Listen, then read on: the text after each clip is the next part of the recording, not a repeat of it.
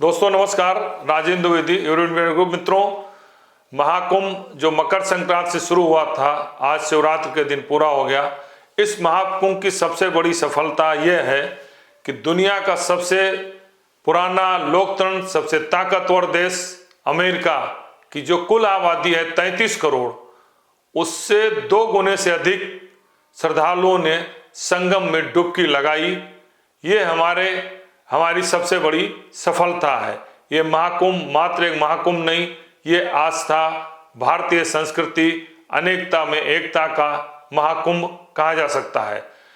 45 दिनों तक चलने वाले इस महाकुंभ में करोड़ों लोगों ने डुबकी लगाई।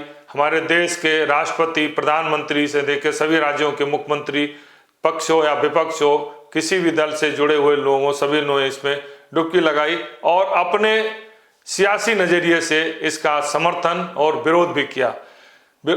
लेकिन एक बात ये कहा जा सकता है कि ये महाकुंभ अतुलनीय, अलौकिक, अविश्वसनीय, विहंगम, विराट, एकता में अनेकता और दिव्य रहा। जितने भी शब्दों से इसे नवाजा जाए वो कम ही है, क्योंकि इतनी अधिक संख्या में 45 दिनों तक चलने वाले इस महाकुंभ में का बहुत आसान नहीं है। कहने के लिए जो भी कहें, छोटा सा भी फंक्शन करते हैं, हमें शादी ब्याह छोटा फंक्शन जिसमें 100, 200, 500 भी आते हैं, उसमें भी तमाम कमियां रह जाती हैं।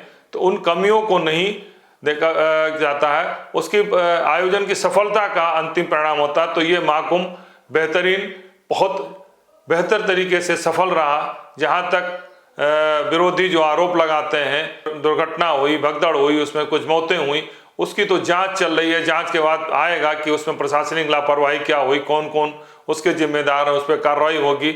लेकिन एक बात निश्चित रूप से कहा जाता है कि इस बड़े महाकुंभ की सफलता के लिए योगी आदित्यनाथ बधाई के पात्र हैं। उन्होंने जिस तत्परता के साथ, जिस मेहनत के साथ, जिस लगन के साथ निरंतर 1 वर्ष से इस महाकुंभ की सफलता के लिए प्रयागराज जाते रहे, वो उनके कमिटमेंट होने का सबसे बड़ा प्रमाण है।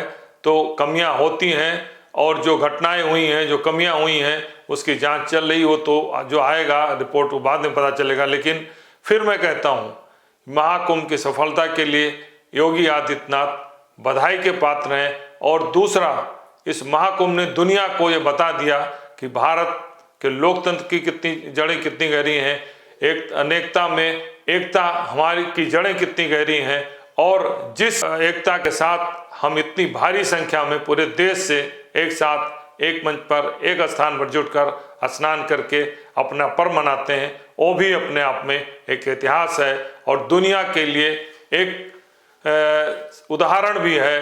धन्यवाद।